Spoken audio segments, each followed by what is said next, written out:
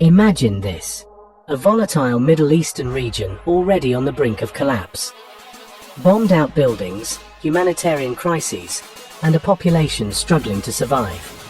Suddenly, a new wildcard enters the scene, Donald Trump, calling for a bold, unprecedented move, the takeover of Gaza. Yes, you heard that right. The man who branded himself as a dealmaker now wants to solve one of the world's most intractable conflicts with a plan so audacious that it leaves even seasoned diplomats shaking their heads. But what's really behind this dramatic proposal? Is it just a headline-grabbing stunt, a calculated power play, or something more dangerous? Stick around, because this story only gets crazier. Trump has always thrived on drama. Whether it's real estate deals, reality TV, or politics, he knows how to command the spotlight. This latest proposal is no different. Some say it's part of his grand strategy to cement his legacy as the ultimate dealmaker. Others believe it's just another distraction, a flashy foreign policy move to shift attention from his mounting legal troubles and domestic controversies. But let's not forget one thing. Bold declarations like these have real-world consequences. Gaza isn't just another piece on a geopolitical chessboard. It's a powder keg, and Trump's plan to take it over is like playing with matches near a barrel of gunpowder. Here's where the delusion begins. Anyone who's taken a serious look at Gaza knows this isn't just a political problem. It's a deeply entrenched humanitarian disaster. Gaza is a densely populated strip of land trapped between Israel, Egypt, and the Mediterranean Sea. Its 2 million residents live under blockade, facing daily shortages of food, water, electricity, and medical supplies. The area is controlled by Hamas, a militant group locked in a decades-long conflict with Israel. Let's be honest, talking about a US takeover of Gaza without a clear plan for governance or reconstruction is pure fantasy. History proves that every attempt to control or reshape Gaza, whether by Israel, Egypt, or international forces, has failed spectacularly. And it's not because of a lack of firepower. It's because Gaza is a deeply complex, deeply traumatized place with no easy solutions. And yet, here comes Trump with a plan that feels less like a strategic solution and more like a poorly scripted reality show. But the real danger lies in what happens next.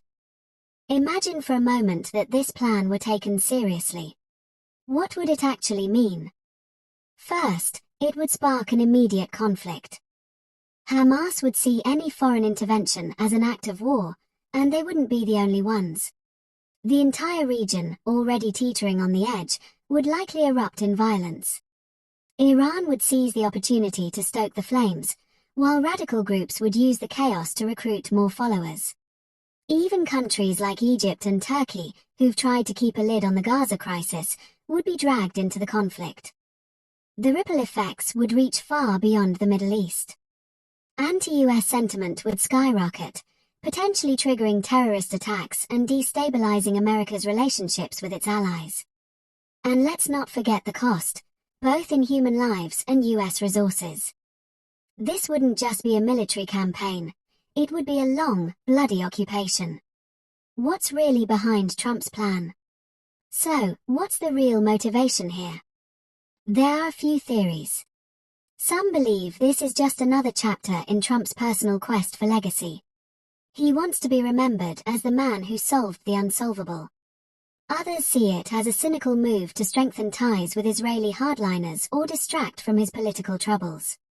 And there's always the possibility of hidden economic motives. Could there be some untapped resource or strategic advantage in Gaza that hasn't been revealed yet? After all, Trump's history shows he rarely makes a move without considering the financial upside. No matter the motivation, one thing is clear: Trump's Gaza plan is more than just political theater. It's a dangerous idea with real-world implications. It's easy to get caught up in the drama of bold declarations, but we should never forget the human cost of reckless foreign policy. In the end, Gaza is not a chess piece.